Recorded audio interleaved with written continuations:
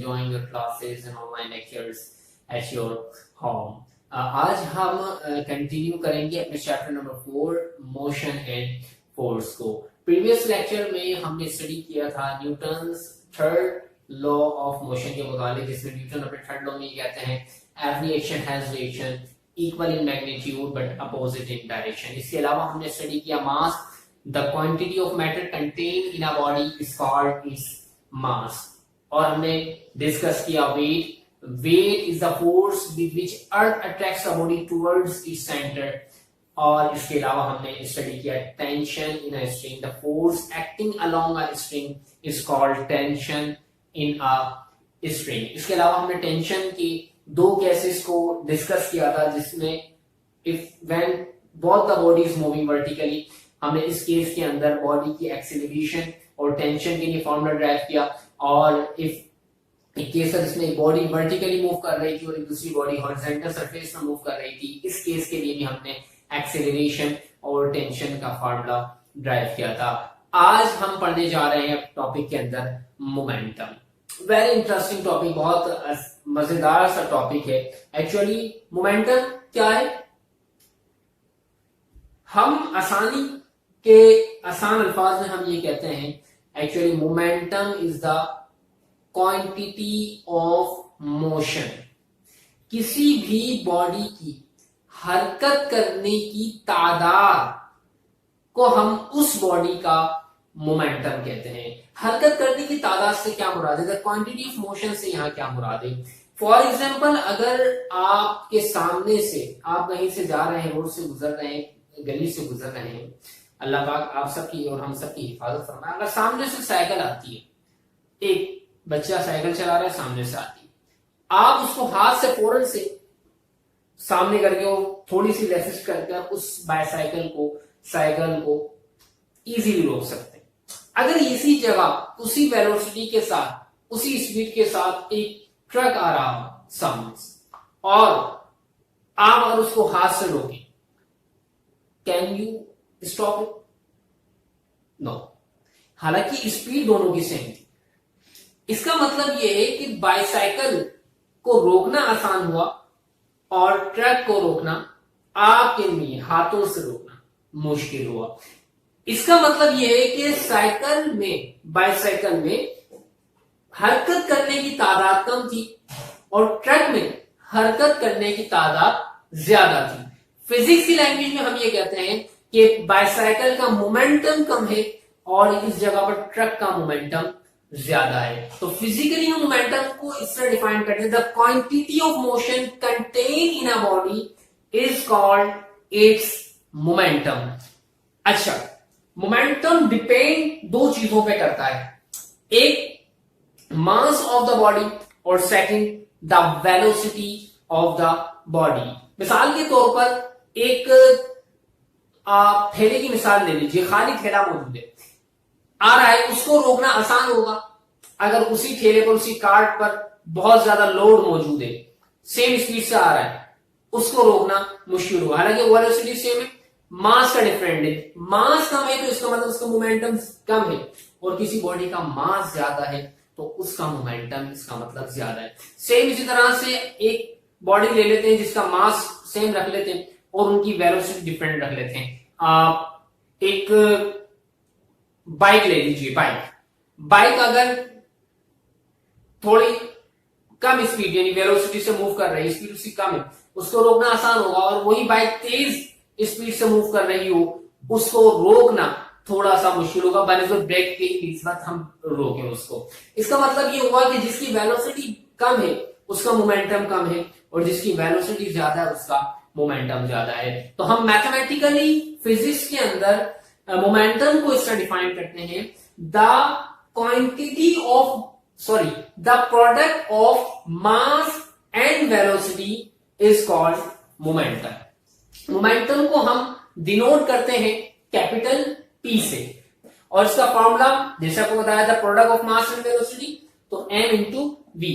m से मुराद है यहां पर the mass of the body, और v से मुराद है the velocity of the body. किसी भी बॉडी की हरकत करने की तादाद को मालूम करना हो, जांचना हो, तो हम उस बॉडी के मास को उस बॉडी की स्पीड से वेलोसिटी से मल्टीप्लाई करा देंगे तो उसका मोमेंटम आ जाएगा। Momentum actually is a vector quantity और इसकी एसआई यूनिट होती है किलोग्राम मीटर पर सेकेंड। किस तरह से देखें, मास की एसआई यूनिट क्या होती है, किलोग्राम के जी, और वेलोसिटी की एसआई यूनिट होती है मीटर पर सेकेंड। तो मोमेंटम की यूनिट बनती है किलोग्राम मीटर पर सेकेंड। इसकी एक और यूनिट भी होती है जिसे हम कहते हैं न्यूटन सेकेंड। न्यूटन सेकेंड कैसे बनती है इसको मैं आपको थोड़ा सा बताता चलूं। देखिए फोर्स का फॉर्मूला क्या होता है, F is equal to M A. Mass की यूनिट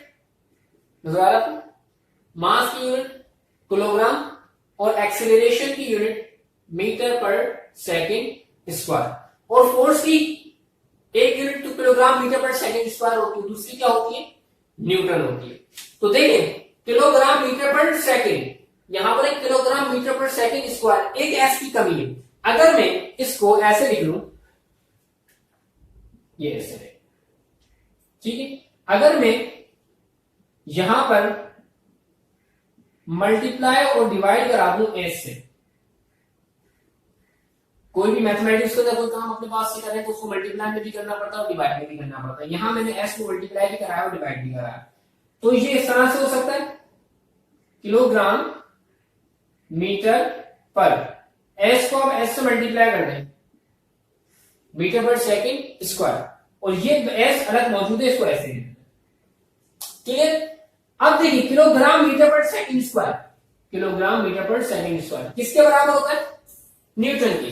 तो आप इसकी जगह लिखते हैं न्यूटन और सेकेंड एज ए रिजल्ट। लिहाजा मोमेंटम की एक यूनिट तो होती है किलोग्राम मीटर पर सेकेंड और एक यूनिट हम लिखते हैं न्यूटन सेकेंड। कोई सी भी यूनिट दोनों में से यूज की जा सकती है। उम्मीद करता हूं स्टूडेंट्स टॉपिक मोमेंटम आपको क्लियर हो गया होगा। इसको आप जल्दी से कॉपी कर लीजिए और इसके बाद हम शुरू करेंगे अपना नया टॉपिक। कॉपी करें। चलिए जी, अब हम स्टार्ट करते हैं अपना अगला टॉपिक जिसका नाम है law of conservation of momentum. इस लॉ में कहते ये हैं कि the momentum of an isolated system always remains constant. एक आइसोलेटेड सिस्टम का मोमेंटम जो होता है वो हमेशा कांस्टेंट रहता है, सेम रहता है, एक जैसा रहता है। इसके अंदर एक वर्ड यूज हुआ आइसोलेटेड सिस्टम। पहले हम इस वर्ड को क्लियर कर लेते हैं कि इस आइसोलेटेड सिस्टम से क्या मुराद है। देखें, आइसोलेटेड सिस्टम हम ऐसे सिस्टम को कहते हैं जिस सिस्टम में ना तो बाहर से कोई चीज दाखिल हो सकती हो, ना वो उस सिस्टम की चीज निकलकर बाहर के एनवायरनमेंट में दाखिल हो सकती हो। ऐसे सिस्टम को हम कहते हैं आइसोलेटेड सिस्टम। तो ऐसे सिस्टम का मोमेंटम जो है वो हमेशा क्या रहता है, कांस्टेंट रहता है। इस चीज को हम समझने के लिए हमने इसमें एग्जांपल ली है दो बॉल्स की। फॉर एग्जांपल हमारे पास दो बॉल्स मौजूद है, एक का नाम हमने दिया ए और दूसरी बॉल का नाम दिया हमने बी। ये दोनों मूव कर रही है, सेम डायरेक्शन में मूव कर रही है, एक दूसरे के पीछे मूव कर रही है। किस तरह से कि इसकी वेलोसिटी है u1 और बी बॉल की वेलोसिटी है u2। इनिशियल वेलोसिटीज को हमने यहां पर u से शो किया गया है और फाइनल वेलोसिटीज को हमने यहां पर v से शो किया है, ताकि ये डिफरेंस रहे, ज्यादा कंफ्यूजन ना हो। इनिशियल वेलोसिटीज u है और फाइनल वेलोसिटीज यहां पर v है। 1 और 2 रिप्रेजेंट कर रहा है, 1 यानी कि बॉल 1 की बात हो रही है और 2 बॉल 2 की बात हो रही है, बॉल b की बात हो रही है। बॉल ए का मास m1 लिया गया है और बॉल बी का मास m2 लिया गया है। दोनों सेम डायरेक्शन में मूव कर रहे हैं, लेकिन इस तरह से दोनों मूव कर रहे हैं कि u1 की जो वेलोसिटी है, बॉल ए की जो वेलोसिटी है वो ज्यादा है। इसमें ये तेज मूव कर रही होगी, हल्की मूव कर रही होगी। तो जैसे ही मूव करती रहेगी आगे जाकर क्या होगा, थोड़ा सा आगे जाकर बॉल ए बॉल बी से कोलाइड कर जाएगी, टकरा जाएगी, और टकराने के बाद दोनों की वेलोसिटीज क्या हो जाएंगी, चेंज हो जाएंगी। देखिए बिफोर कॉलिजन, टकराने से पहले बॉडी ए का मोमेंटम क्या होगा, मोमेंटम का फॉर्मूला हमने पढ़ा है, the product of mass and velocity. Mass और वेलोसिटी का प्रोडक्ट मल्टीप्लीकेशन मोमेंटम कहलाता है। अब देखिए यहाँ पर इसका मास m1 है और वेलोसिटी इसकी u1 है, तो इसका मोमेंटम हो गया m1u1। इसका मोमेंटम बिफोर कॉलिजन है m2u2। जब ये टकराती है तो जाहिर से बात है टकराने के बाद इन दो बॉल्स का वेलोसिटीज चेंज हो जाएगी। जिस वेलोसिटी पहले मूव कर रहे थे उस वेलोसिटी मूव नहीं करेंगे, कोई ना कोई चेंज आएगा। टकराने के बाद हमने ये सपोज कर लिया कि बॉडी ए की वेलोसिटी v1 हो गई और वेलोसिटी बॉडी बी की वेलोसिटी v2 हो गई। अब इसका मोमेंटम कैसे निकालेंगे? मास पे टकराने के बाद तो कोई फर्क नहीं पड़ेगा, मास तो सेम रहेगा, बॉडी ए का m1 रहेगा, बॉडी बी का m2 रहेगा। टकराने के बाद वेलोसिटीज में फर्क आएगा, इसलिए हमने वेलोसिटी v1 और v2 लिए। इसका मोमेंटम हो जाएगा m1 v1 और इसका मोमेंटम हो जाएगा m2 v2। The product of mass and velocity, mass and velocity का प्रोडक्ट, मास और वेलोसिटी का प्रोडक्ट। तो इसका अगर हम सम निकालें, बिफोर कॉलिजन मोमेंटम का जो सम होगा वो क्या होगा? m1u1 plus m2u2। और आफ्टर कॉलिजन का जो प्रोडक्ट का मतलब मोमेंटम का सम होगा, मोमेंटम टोटल मोमेंटम होगा, वो क्या होगा? m1v1 plus m2v2।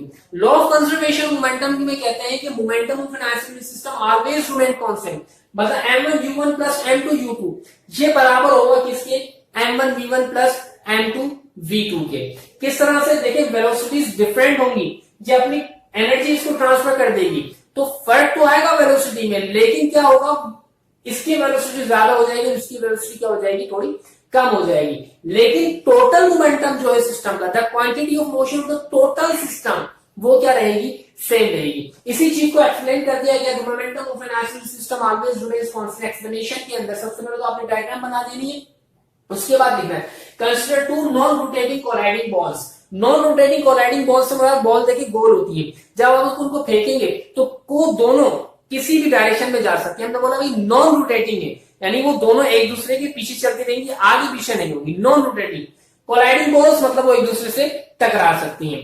A and B of masses m1 and m1 and m2 respectively.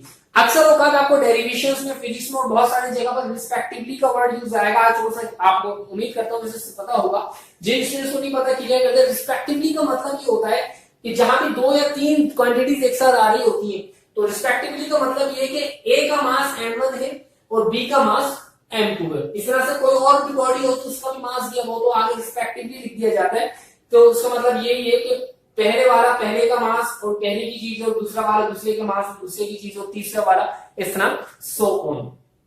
उसके बाद हमने कहा let the balls and B be moving along the line joining their centre in the same direction. एक लाइन में और same direction में move करें with velocities u1 and u2। Initial velocity u1 and u2 such that u1 greater than u2। बात clear कर दी गई कि u1 की वेलोसिटी u2 से ज्यादा। अगर हम इसको ज्यादा नहीं रखेंगे तो सेम डायरेक्शन से मूव करती रहेगी, टकराएंगे नहीं आपस में। जब तक टकराएंगे नहीं तो मोमेंटम हम कैसे निकालेंगे? बिफोर और आफ्टर कॉलिजन। हम मोमेंटम तो निकाल सकते हैं लेकिन बिफोर और आफ्टर का कॉलिजन नहीं निकाल सकते, इसलिए हम ले लिए u1 ग्रेटर देन u2।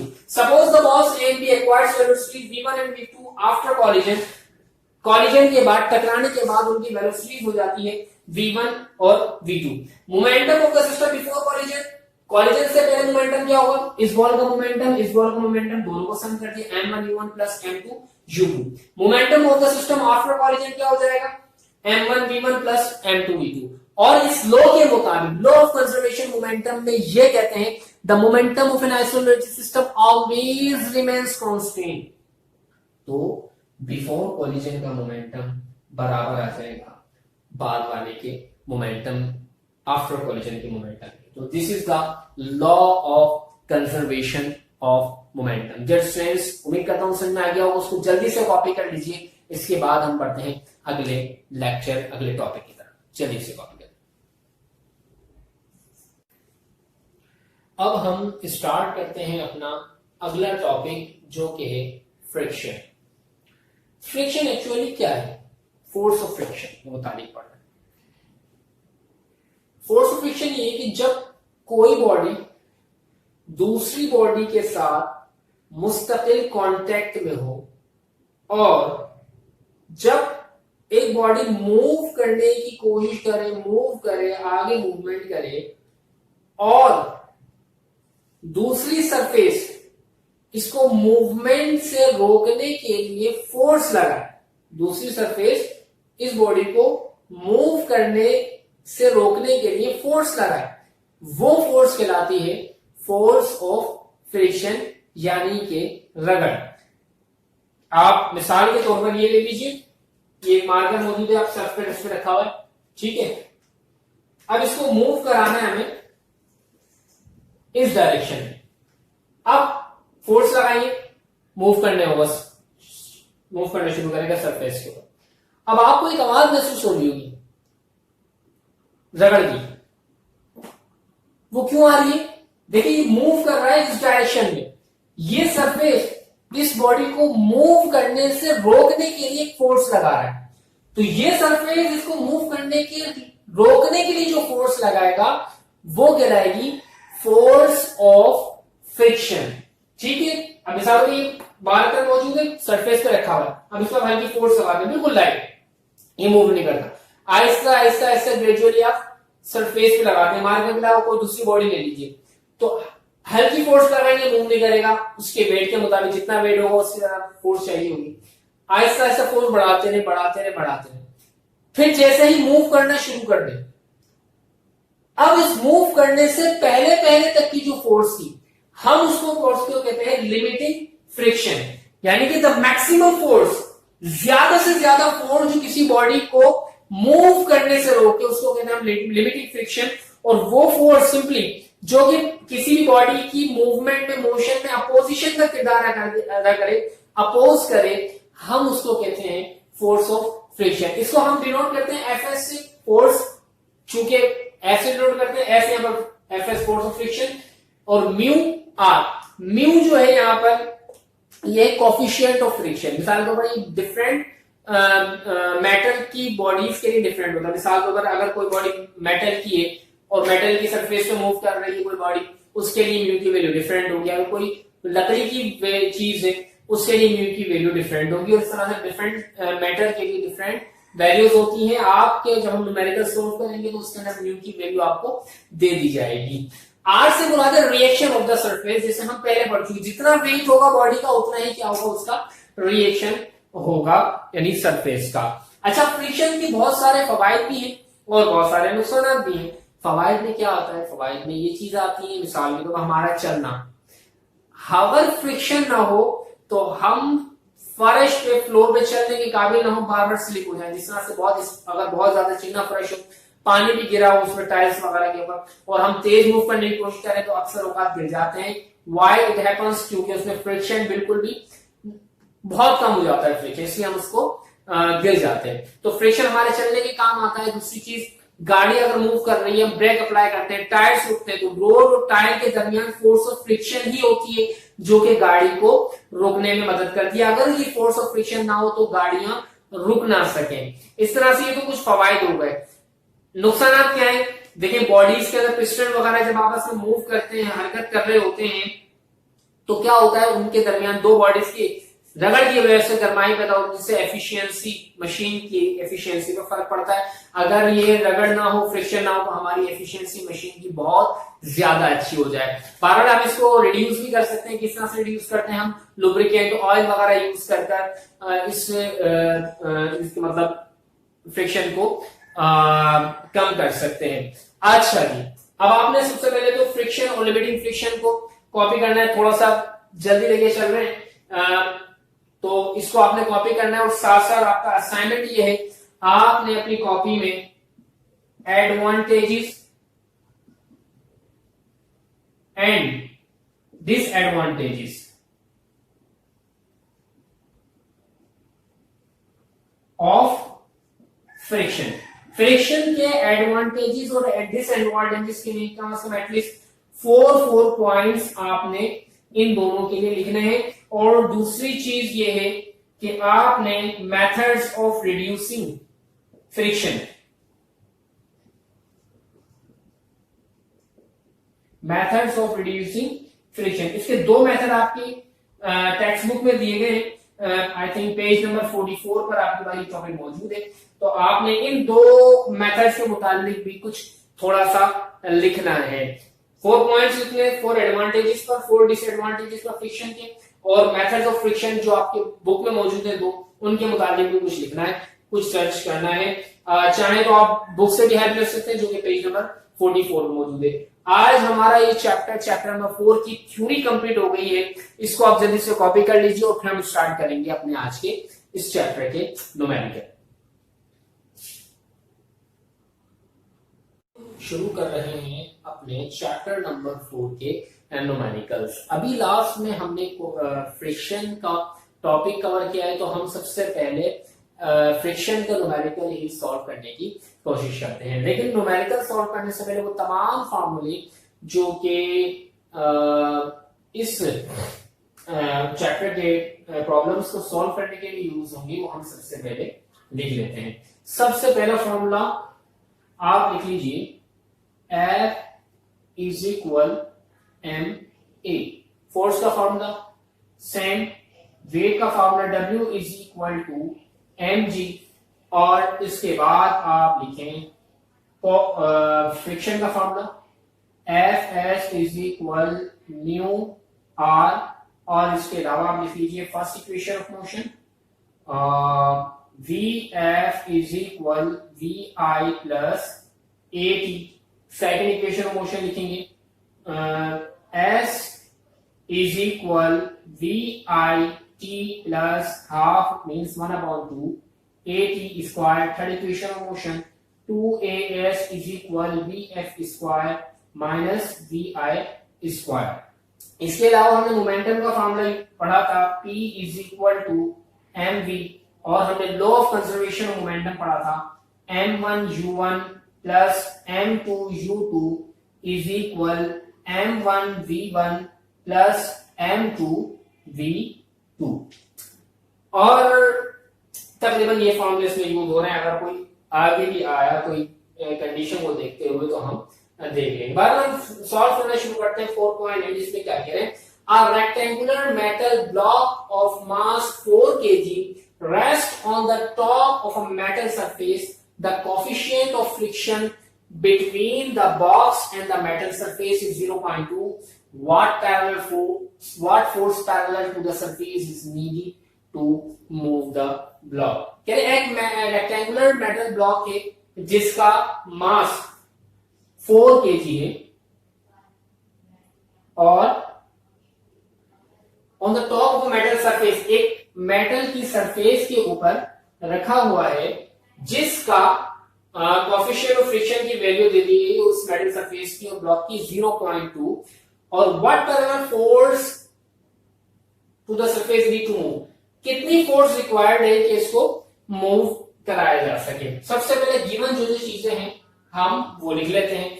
मास दिया हुआ है, मास को हम m से डिनोट करते हैं, m is equal to 4 kg। देख ले मास की ऐसा यूनिट होती है किलोग्राम, और किलोग्राम में ये इसको चेंज करने की जरूरत नहीं है, मास सेंटीमीटर आ गया।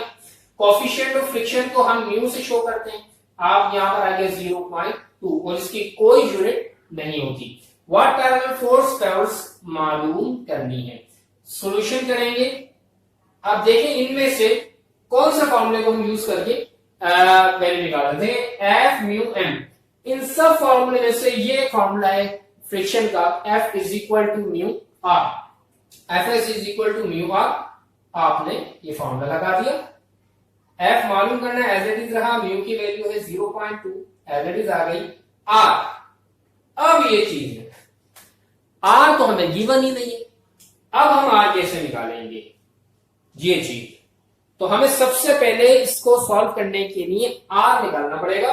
अच्छा, r कैसे निकालेंगे इसको मैंने बिठा रहा हूं, थोड़ा सा समझाने के लिए लिखा है।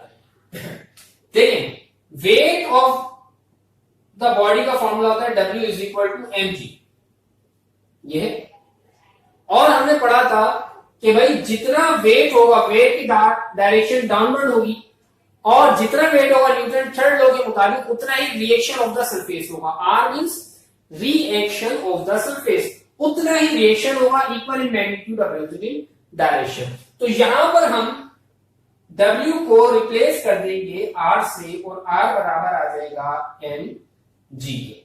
R हम सबसे पहले फाइंड कर लेते हैं। m की वैल्यू दी हुई है 4, और g की वैल्यू 9.8 मीटर पर सेकेंड स्क्वायर और 10 मीटर पर सेकेंड स्क्वायर, जो आप यूज करना चाहें हम राउंड ऑफ करके 10 यूज करें, 10 को 4 से मल्टीप्लाई करा 40। अच्छा, आर की यूनिट होगी न्यूटन, ठीक है, चूंकि R is the reaction of the surface, जो वेट की यूनिट होती है न्यूटन, वही रिएक्शन ऑफ द सरफेस की यूनिट होगी न्यूटन।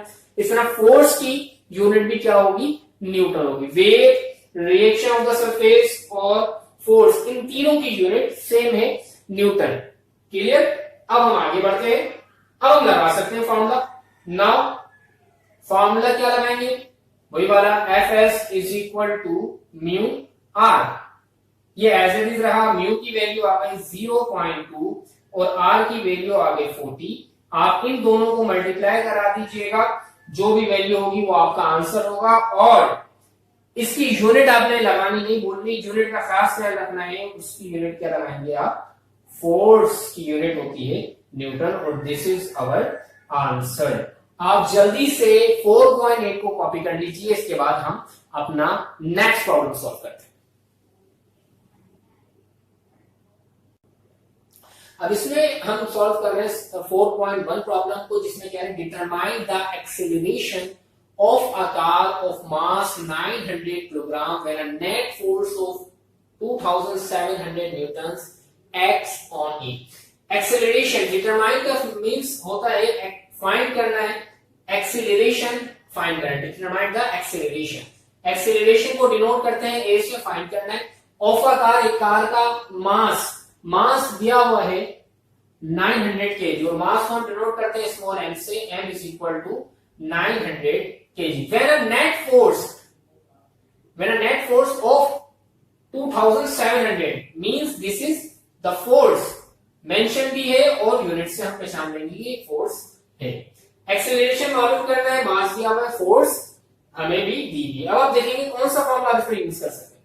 अब आप देखेंगे भाई, देखें 3 क्वांटिटीज ऑफ एफ दिया गया है, एम मौजूद है और ए हमें फाइंड करना है, तो इसमें हम फोर्स का फॉर्मूला यूज कर सकते हैं। सॉल्यूशन बाय यूजिंग, ये कौन सा फॉर्मूला है, किसने ड्राइव किया था, Newton second law of motion, second law of motion. क्या कहते हैं Newton, F is equal to M A, F की वैल्यू आप पुट कर दीजिए 2700 इज इक्वल, एम की वैल्यू हो गई 900। देखिए 900 मास किलोग्राम में, इसलिए हमने इसको चेंज नहीं करा। अगर ग्राम में होता तो हम इसको किसमें चेंज करते, किलोग्राम में चेंज करते। अच्छा जी, एक्सेलरेशन फाइंड करना है, इसमें एक्सेलरेशन एज छोड़ दीजिए। मैथमेटिक्स में जो चीज वैल्यू फाइंड करेंगे उसको सेपरेट करेंगे, इससे मल्टीप्लाई करेगा, आगे डिवाइड करेगा, 2700 divided by 900 is equal to A. आप ए को पहले लिख लीजिएगा, इन दोनों को डिवाइड कर जो भी आंसर है, 9 1 9 9 3 27 3। और एक्सेलरेशन की यूनिट क्या होती है, डिस्टेंस, यस, मीटर पर सेकंड स्क्वायर। तो हमें एक्सेलरेशन फाइंड करने दिया गया था, हमने एक्सेलरेशन फाइंड कर लिया। जल्दी से इसको कॉपी कर लीजिए। अब हम सॉल्व कर रहे हैं प्रॉब्लम नंबर 4.3, जिसमें कह रहे हैं अ बुलेट ऑफ मास 50 ग्राम, एक बुलेट जिसका मास 50 ग्राम है। तो सबसे पहले आप गिवन साथ साथ बनाना शुरू कर दें, टाइम कम है थोड़ा सा। मास को हम डिनोट करते हैं एम से, और दिया हुआ है ये 50 ग्राम। अच्छा, एक चीज नोट करनी है कि अब तक जितना भी ग्राम मास आ रहा था वो किलोग्राम में आ रहा था, यहाँ पर ग्राम में दिया गया है। आप ग्राम को सबसे पहले चेंज करेंगे किलोग्राम में। किस तरह से चेंज करेंगे, एक बेसिक रूल याद रख लें आप तमाम स्टूडेंट्स। देखिए, जब कभी भी छोटी क्वांटिटी को बड़ी में चेंज करेंगे तो आप हमेशा डिवाइड करेंगे, और जब कभी भी बड़ी यूनिट को छोटी में चेंज करेंगे तो आप हमेशा मल्टीप्लाई करेंगे। देखिए, ग्राम को हम चेंज कर रहे हैं किलोग्राम में, ग्राम छोटा है, किलोग्राम बड़ा है, तो यहां पर आप डिवाइड करेंगे 50 डिवाइडेड बाय, अब डिवाइड किससे करना है, इस इसका आपने देखना है कि भाई 1 किलोग्राम 1 kg में 1000 ग्राम होते हैं, तो इसलिए आप उसको 1000 से डिवाइड कराएंगे। ठीक है, 10 से 10 कैंसिल हो जाएंगे, 5 1 5 5 2 10 और 0 0 1 अपॉन 2 0, और ये पॉइंट में आ जाएगा। आप इसको डिवाइड करके चेक कर लीजिए, 1 अंदर रखा, 20 बाहर, पॉइंट लगा के 0 लगाया, फिर एक और 0 लगाया, और 24 का, अच्छा जी 25 100, तो यहाँ पर क्या आ रहा है 0.05 kg। अच्छा आगे चलते हैं, with the speed of 15 metre पर सेकंड, मींस ये वेलोसिटी दी गई, आपने v लिखा, 15 मीटर पर सेकंड। अभी कुछ भी अंदाजा हो रहा है, इनिशियल या फाइनल छोड़ दीजिए, आप इसको आगे देखिए। penetrates into a bag of sand and is uniformly brought to rest in 0.05 second. एक बुलेट जिसका मास 50 ग्राम था, वो इतनी स्पीड से सफर कर रही होती है, वो एक मट्टी के थैले में घुसती है और घुसने के बाद रेस्ट में आ जाती है।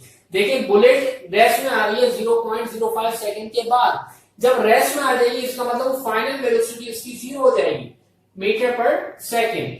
अब 15 मीटर पर सेकंड क्या चीज है, ये इनिशियल वेलोसिटी है। अच्छा टाइम आपको बता दिया गया 0.05 सेकंड।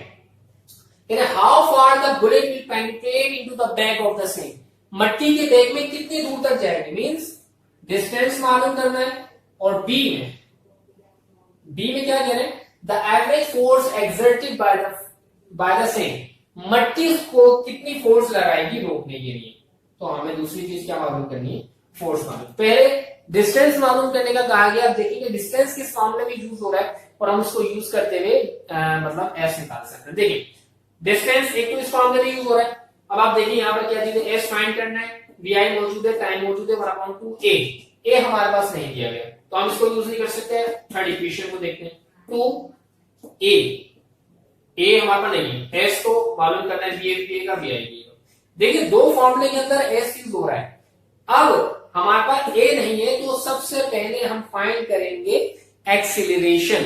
हमारे पास एक्सीलरेशन तो है ही नहीं, एक्सीलरेशन आ जाएगा तो हम ये फॉर्मूला चाहें या फिर ये फॉर्मूला चाहें, जो फॉर्मूला चाहें हम वो लगाकर फाइंड कर सकते हैं। अब किस तरह से, अब ए फाइंड करने के लिए कौन सा फॉर्मूला यूज करना है, अगर हम फर्स्ट इक्वेशन को देखें, वी एफ मौजूद है, वी आई वो भी मौजूद है, ए हम फाइंड कर लेंगे और टी दिया गया है। देखें आपने तवज्जो इस चीज पे देनी, यहां पर इस प्रॉब्लम में एक्सेलरेशन का जिक्र नहीं कहा कि भाई आप एक्सेलरेशन फाइंड कीजिए, फाइंड सिर्फ और सिर्फ आपको डिस्टेंस करना है, लेकिन डिस्टेंस फाइंड करने के लिए हमारे पास एक्सेलरेशन होना जरूरी है।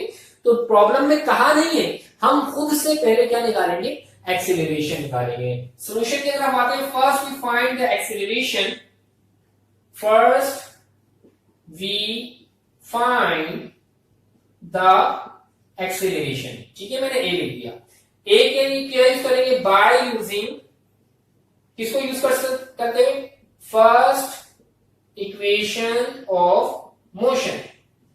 फर्स्ट इक्वेशन ऑफ मोशन क्या दी गई है, V F is equal V I plus A T, और वी एफ हमारा 0 इज इक्वल वी आई आ गया 15 प्लस ए हम फाइंड कर रहे हैं और टाइम आ गया 0.05। इस तरह से आप आगे सोल्व करेंगे, 0 इज इक्वल टू 15 और आपने ए को मल्टीप्लाई कराया इससे तो 0.05 ए प्लस का साइन। ठीक है, अब इसके बाद आप इसको इधर लेकर आ जाए पूरी वैल्यू को, तो क्या हो जाएगा माइनस का 0.05 ए इज इक्वल टू 50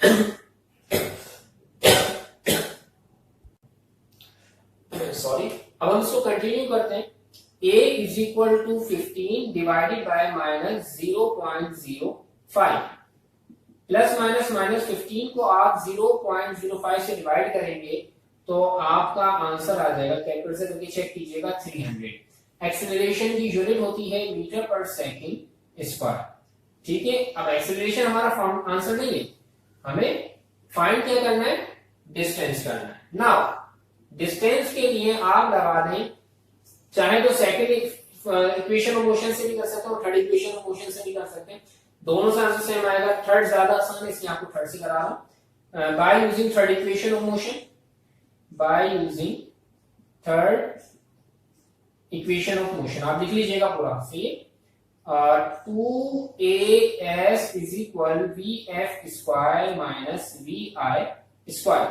वो एज इट इज रहा, ए की वैल्यू आपने निकाली -300 एस फाइंड कर रहे हैं। वी एफ स्क्वायर मीन 0 का स्क्वायर और V I square minus V I square mean 15 का स्क्वायर, और प्लस माइनस माइनस 300 को आप 2 से मल्टीप्लाई कराएंगे 600। एस इज इक्वल टू 0, 0 के प्लस माइनस करने से कोई फर्क नहीं करता, हटा दें 0 का स्क्वायर 0 खत्म हो जाएगा। 15 का स्क्वायर आप निकाल लेंगे तो आएगा आपका 225। एस फाइंड कर रहे हैं, एस इज इक्वल टू आगे कर लेता हूं, इसमें नजर नहीं आएगा आपको। S is equal to minus 225 divided by minus का 600 नीचे आएगा, प्लस सॉरी मल्टीप्लाई हो रहा है इससे, नीचे आएंगे डिवाइड में आ जाएगा। S is equal to minus से माइनस कैंसिल हो जाएगा, इन दोनों को डिवाइड कर लीजिएगा, जो भी आंसर आएगा उसके साथ यूनिट लगाइएगा मीटर, और ये आपका पहला आंसर होगा how far the bullet will penetrate into breadth. अब दूसरी चीज हमें फाइंड करनी है फोर्स। अब फोर्स के लिए कौन सा फॉर्मूला यूज कर सकते हैं आप? Then force F is equal to M A. F find करना है, F इज इक्वल रहा एम ए। अच्छा F हम मालूम कर रहे हैं, एम हमें दिया गया है 0.05 और एक्सेलरेशन हमने निकाली है -300। F इज इक्वल टू इन दोनों प्लस माइनस माइनस इन दोनों को मल्टीप्लाई करवाएंगे, जो भी आंसर है वो लिख दीजिएगा और यूनिट आप लगा देंगे न्यूटन, क्योंकि फोर्स की यूनिट क्या होती है? न्यूटन। देखिए आपने दो चीजें गौर करनी है। देखिए यहां पर आपका आंसर पॉजिटिव आ रहा है, ये शो कर रहा है कि आपका डिस्टेंस नेगेटिव कभी भी नहीं आ सकता, डिस्टेंस हमेशा क्या होता है? पॉजिटिव होता है, इसलिए इसका आंसर पॉजिटिव आएगा। फोर्स के अंदर माइनस साइन ये शो कर रहा है कि ये कौन सी फोर्स है? ये अपोजिट डायरेक्शन में लगाई गई, जिस डायरेक्शन से आपकी बुलेट आ रही है उसके अपोजिट डायरेक्शन में लगाई गई माइनस साइन आपकी डायरेक्शन को शो कर रहा है। आप जल्दी से इसको कैलकुलेट कर लीजिएगा और फिर कॉपी करने फिर आगे सॉल्व करने लग जाएंगे।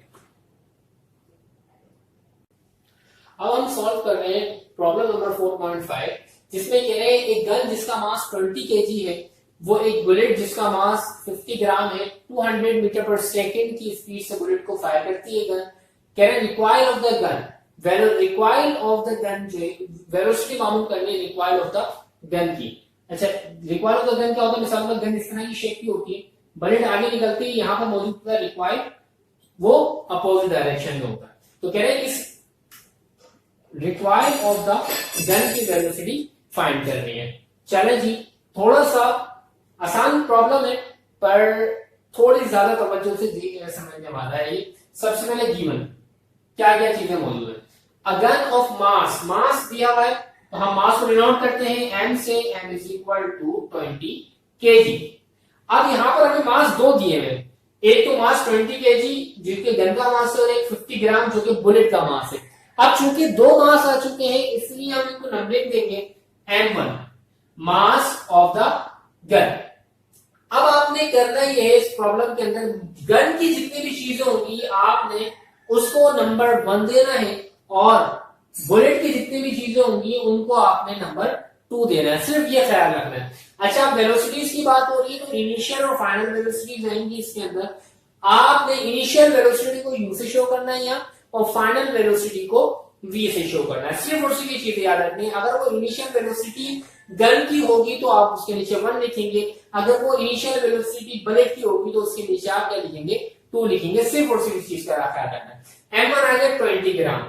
अच्छा mass of the bullet, bullet का मास है ये m2 इज इक्वल टू, बल्कि आप इसको वरना कंफ्यूज हो जाएंगे, इसको आप लिख भी लीजिए, थोड़ा सा टाइम लगेगा लेकिन कर लीजिए। Mass of gun, mass of gun इसको हमने डिनोट करा m1 से इज इक्वल टू 20 kg, ठीक है। और mass of bullet bullet m2 is equal to 50 gram. अब आगे सॉल्व करने से पहले इसको चेंज कर लीजिए, मास की असाइनमेंट किलोग्राम होती है, यहाँ पर आपको ग्राम दी गई है, आपने ग्राम को किलोग्राम में चेंज करने के लिए क्या करेंगे? छोटी वैल्यू को, छोटी यूनिट को बड़े में चेंज करने के लिए हमेशा क्या करते हैं? डिवाइड करते हैं और आप 1000 से डिवाइड करा देंगे। चलें जी, तो एक 0 से एक 0 कैंसिल हो गया, 5 मतलब 5, 5 to the 10 0, 1 डिवाइडेड बाय 20 और ये वही आ जाएगा पुराने वाले नंबर की 0.05 kg, ठीक है।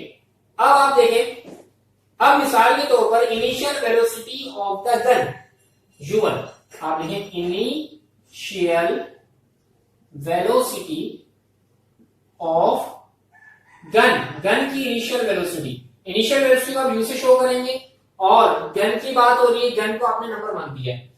अच्छा, अभी बुलेट फायर नहीं हुई, बुलेट मतलब गन हाथ में है, तो इसकी वेलोसिटी क्या होगी? 0। Initial velocity of the gun 0। अच्छा, initial velocity of bullet, initial velocity है तो u लेंगे। अच्छा, बुलेट की बात हो रही है तो u 2 लगा देंगे बुलेट में। अच्छा, कितनी स्पीड होगी इसकी? बुलेट अभी गन के अंदर है, फायर नहीं की गई, तो इसका मतलब इसकी वेलोसिटी क्या हो गई? 0 हो गई। अब फायर और इसके बाद आ गए final velocity of gun. Final velocity को v से शो करते हैं और v गन भी शो करना है, v1। अच्छा, रिक्वायर्ड ऑफ द गन की मतलब ये v1 मालूम करना है, final velocity of the gun, और फाइनल वेलोसिटी ऑफ बुलेट की वेलोसिटी कितनी हो गई? अब फाइनल वेलोसिटी को v से शो करेंगे तो बुलेट है तो v2, कितनी वेलोसिटी से फायर की गई? 200 मीटर पर सेकंड। सिर्फ और सिर्फ इस चीज का ख्याल रखना है आप, सही है? इनिशियल वेलोसिटी को u से लेना है, फाइनल वेलोसिटी को v से, और गन की बात होगी तो 1 लगाना है, बुलेट की बात होगी तो आपने 2 लगाना है। अच्छा, velocity of the gun actually require किसके अंदर है? गन है, तो उसी की वेलोसिटी मालूम करनी है। इसकी मैंने इसको फिलहाल लिख दिया आपके समझने के लिए, final velocity of the gun, but actually क्या चीज है? Velocity of the required of the gun. अब आप इसको सॉल्यूशन की तरफ आ जाए, सॉल्व कर लीजिए। अब आप यहां पर कौन सा फॉर्मूला यूज कर सकते हैं? इसको देखें, law of conservation of momentum by using law of conservation of momentum. अगर स्पेलिंग थोड़ी सी आपको समझ में ना आए, कैमरे में नजर ना आए, तो देख लीजिए। अब law of conservation of momentum का आगे क्या होता है? m1u1 plus m2u2 is equal to m1v1 plus m2v2। अच्छा गाइस, इससे पहले वाला न्यूमेरिकल में थोड़ा कैमरे की प्रॉब्लम थी, आपको नीचे की लाइन नजर नहीं आई, मैडम ने कह रहा था, तो आप उसको समझ के लिख लीजिएगा, फिर भी कोई प्रॉब्लम हो तो आप मुझसे पूछ लेना। अच्छा, m1 कितना दिया है? m1 दिया गया है 20। अच्छा, u1 है 0 प्लस m2 दिया गया है 0.05 और u2 है 0 इज इक्वल m1 है 20 और v1 आपको फाइंड करना है, प्लस m2 दिया गया है 0.05 और v2 की वैल्यू आपको दी गई है 200। अच्छा, 0 को 20 से मल्टीप्लाई करेंगे 0 हो जाएगा, और 0 को 0.5 से मल्टीप्लाई करेंगे ये भी 0 हो जाएगा, इज इक्वल टू 20 को 1 v1 से अगर 20 को v1 हो गया, और प्लस और 200 को जब आप 0.05 से मल्टीप्लाई करेंगे तो ये आपका आंसर आएगा, अगर मैं चेक करके देखूं इसको, 0.05 100 और ये आ गया 200, 100 टू द 200 10, ये आ जाएगा आपका 10। अब आप फाइंड करना है इसको, आप इधर लेकर आ जाए, प्लस का 0 को प्लस करेंगे 0 कोई फर्क नहीं पड़ता, माइनस का 20 v1 हो गया इज इक्वल टू 10, इससे कोई फर्क नहीं पड़ता, v1 आपको फाइंड करना है 10 है, लेकिन माइनस का 20 इधर आकर मल्टीप्लाई कर रहा है, इधर आकर माइनस का 20 डिवाइड में आ जाएगा, v1 इज इक्वल टू, और ये 10 1 10 10 टू द 20 1/2 मींस 0.5, और वेलोसिटी की यूनिट होती है मीटर पर सेकंड, तो आपकी वेलोसिटी आ गई माइनस 0.5 मीटर पर second. Actually this is the velocity और minus sign showing the direction. अगर बुलेट आगे डायरेक्शन में जा रही है तो रिक्वायर ऑफ द गन की स्पीड किस डायरेक्शन में, उसके अपोजिट डायरेक्शन में माइनस साइन इस बात को शो कर रहा है। उम्मीद करता हूं ये प्रॉब्लम की समझ में आ गया होगा, जल्दी से आप इसको कॉपी कर लीजिए। सॉल्व कर रहे हैं प्रॉब्लम नंबर 4.7, जिसमें कह रहे हैं two bodies and we are attached to the end of a string which passes over a pulley so that they hang vertically. The mass of the body B is 4 kg, find the mass of the body A which moves up with an acceleration of 0.5 metre पर second square. दो bodies हैं जो कि vertically hang हुई हुई है और वो दोनों बॉडीज एक स्ट्रिंग के जरिए फ्रिक्शनलेस पुली से गुजर रही हैं। If the mass body be given imagine करते हैं, बॉडी बी का मास यानी कि m दिया हुआ है और ये कितना है 4 kg। अब दो बॉडीज हैं, किसको m1 दे किसको m2 देखें। बॉडी पहली वाली बॉडी को हम हमेशा m1 देते हुए पहले हैंग हुई थी, पहले ए बॉडी को हमने मास m1 दिया था और बी बॉडी को मास m2 दिया था। तो बॉडी बी का मास है मींस ये m2 है और find the mass of the body A m1 आपको फाइंड करना है। कह रहे which moves of with acceleration, ये आपको वैल्यू देती है 0.5 मीटर पर सेकंड स्क्वायर और आपने g की वैल्यू यूज करनी है 10 मीटर पर सेकंड स्क्वायर। सॉल्यूशन की तरफ आएंगे, देखें इसमें कौन सा फॉर्मूला यूज करेंगे। अच्छा यहाँ मैंने वो फॉर्मूला लिखा नहीं है, आप अपनी टेक्स्ट बुक में से जो काम करा है लेक्चर में से वहां से देखिएगा कि टू बॉडीज हैंग वर्टिकली, दोनों बॉडीज मूव कर रही है, तो उसमें से आप किसका फॉर्मूला लिखेंगे, एक एक्सेलरेशन का था एक टेंशन का। टेंशन की कोई सी करनी है, टेंशन का फॉर्मूला आप नहीं लगाएंगे, फॉर्मूला लगाएंगे एक्सेलरेशन का। गालिबन इस तरह का होगा formula m1 minus m2 g divided by m1 plus m2। अब आप क्या करेंगे, वैल्यू पुट कर दीजिएगा और इसको सॉल्व कर लेना, आप लोग कर सकते हैं। चलिए मैं वैल्यू पुट कर देता हूं आपके लिए आसानी के लिए। ये आ गया 0.5 इज इक्वल टू m1 आ गया, मालूम करना है m1 माइनस m2 आ गया 4 और g की value 10 divided by m1 means मालूम करना ऐसे छोड़ दिया प्लस m2 आ गया 4। ये जहां डिवाइड कर रहा है आगे मल्टीप्लाई करेगा, 0.5 multiply by m1 plus 4 is equal to 10 multiply by m1 minus 4। 10 को मैंने पहले लिख लिया, ठीक है कोई प्रॉब्लम नहीं। 0.5 को m1 से मल्टीप्लाई करा, 0.5 m1 प्लस 0.45 को आप 4 से मल्टीप्लाई कराएंगे तो ये हो जाएगा कुछ इस तरह से के 1 0 और 5 1 5 5 2 2 1 2 2 4 2 आ जाएगा। 2 इज इक्वल टू 10 को m1 से करेंगे 10 m1 माइनस 10 को 4 से करेंगे 40। अब आप m1 वाली तमाम वैल्यूज एक तरफ कर लीजिएगा और जो दूसरी वैल्यूज है वो तमाम एक तरफ कर लीजिएगा और फिर इसको सॉल्व कर लेना साइमल्टेनियसली। इंशाल्लाह इसका फिर आप आंसर आप इजीली निकाल लेंगे। इसको फर्दर आप खुद से सॉल्व करेंगे, ठीक है गाइस। इसको जल्दी से कॉपी कर लीजिए, उसके बाद फिर आपको अगला न्यूमेरिकल करा।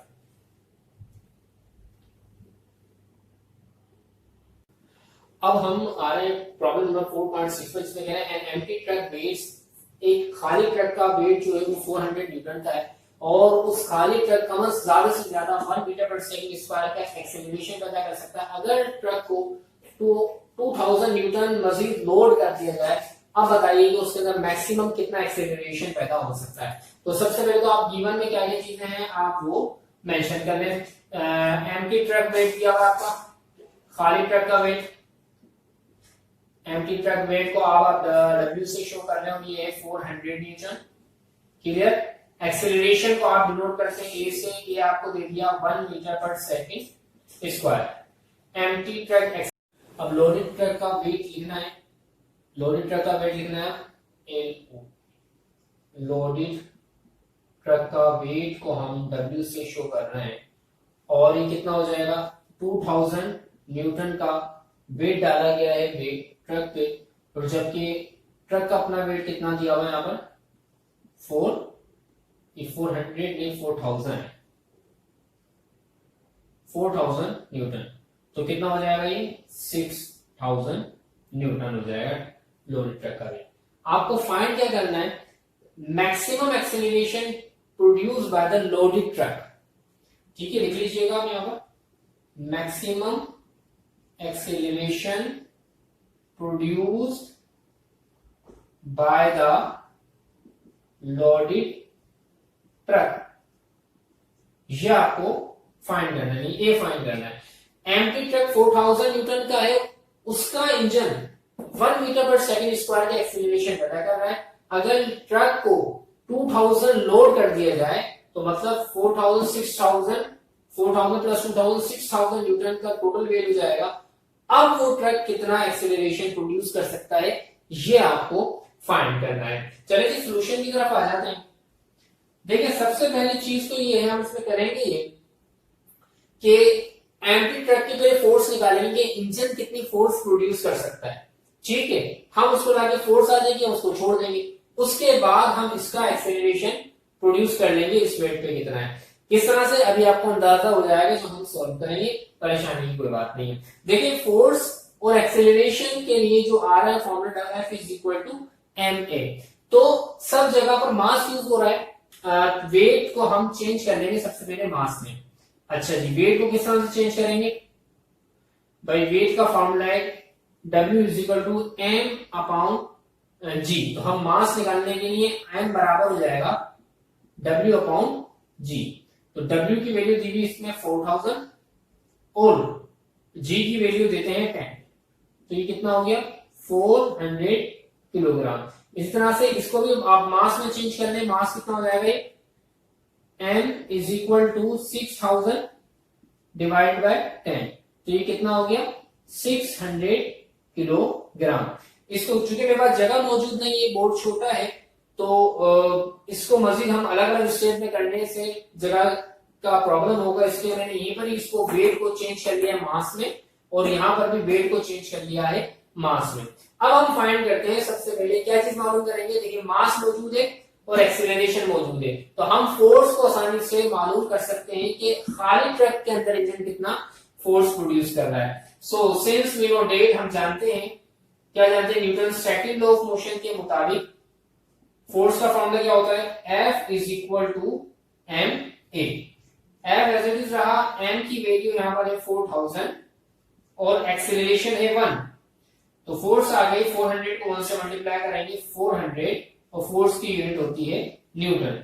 तो अगर 4000 न्यूटन, एम्प्टी ट्रक कितने फोर्स प्रोड्यूस कर सकता है, 400 न्यूटन की। अब हम निकाल सकते हैं नाउ एक्सेलरेशन इसी फॉर्मूले के जरिए, F is equal to ma। अच्छा, अब हमने F तो निकाल लिया, यहां पर कितना दिया है कि भाई इंजन तो 400 न्यूटन की फोर्स प्रोड्यूस कर रहा है। अच्छा, मास हमें दिया हुआ है कितना, लोडेड ट्रक का, चूंकि लोडेड ट्रक का एक्सेलरेशन मालूम करने से लोडेड ट्रक का मास लिखेंगे 600 और एज रिजल्ट देंगे। ए मालूम करना है तो 400 divided by 600 is equal to A, और ए बराबर आ जाएगा, आप इसको डिवाइड कर लीजिए, 2 0 से 2 0 कैंसिल हो जाएंगे, 4 को 6 से डिवाइड कीजिएगा, जो भी आंसर आए आंसर उसकी यूनिट एक्सेलरेशन की लगा दीजिएगा मीटर पर सेकंड स्क्वायर। तो हमारे पास चल जाएगा कि अगर 4000 खाली 4000 न्यूटन का ट्रक अगर 1 मीटर पर सेकंड की स्क्वायर की एक्सेलरेशन पैदा कर रहा है, तो लोडेड ट्रक जिसका टोटल वजन 6000 न्यूटन होगा, वो जो है वो कितनी एक्सेलरेशन पैदा कर सकता है। तो आप इसको डिवाइड करके आंसर निकाल लीजिएगा, और आपको करना ये जल्दी से न्यूमेरिकल नंबर प्रॉब्लम नंबर 4.2 और 4.4 ये सॉल्व करनी कंप्लीट, और इसके अलावा 4.7 तो आपको मतलब आधा न्यूमेरिकल था, प्रॉब्लम की कर दी गई है, इसको आपने मजीद सॉल्व करना है। तो इन तमाम चीजों को सॉल्व करना है, साथ साथ इन तमाम न्यूमेरिकल्स की अच्छे तरीके से प्रैक्टिस भी करनी है, समझ में कॉपी कर लेने के बाद प्रैक्टिस भी करनी है, और जो काम आपको कराया जा रहा है उसको साथ साथ याद भी करते रहना है। ओके गाइस, इंशाअल्लाह अज़्ज़ व जल नेक्स्ट लेक्चर में आपसे फिर मुलाकात होगी, तब तक के लिए इजाजत दीजिए, अल्लाह हाफिज, और इसको कॉपी कर लीजिए।